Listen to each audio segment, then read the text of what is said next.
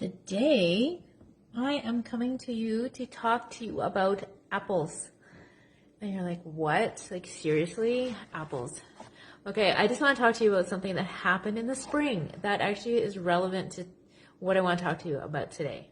You see, in the spring, my friend came over and she grew up with living at her farm.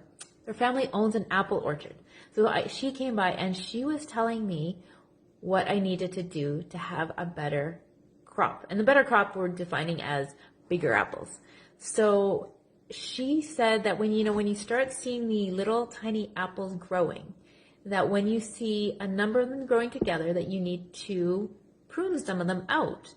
And it's so funny because when I was doing that in the spring, I was like, it was so hard because I was like, oh my goodness, how do I determine which ones are going to be the ones that are successful? How do I determine which ones are, how many do I leave left? And what happens if after all of this, there's a hailstorm and it all disappears? So these are the thoughts I was holding as I was pruning, I think pruning, like just thinning. I was thinning out my apples.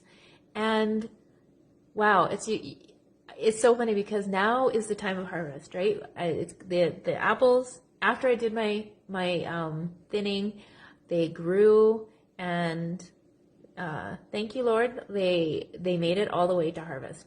And there's so many. They're falling off the tree still. We had quite a good crop. So my vegetable garden sucked, but the apples are doing great. So some of these are actually pretty great. Like I keep thinking, what if I had pruned a little more? What if thinned? What if I had pruned, thinned? What if I had done that a little more? Then maybe some of them wouldn't have ended up tiny. And so sometimes there's just a season.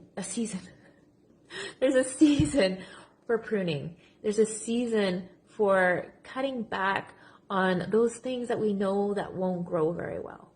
And when we take the time and we do it, we can end up with a much bigger harvest. And in our lives, that can mean much better results. Maybe we'll get closer to the results that we want, that we're looking for.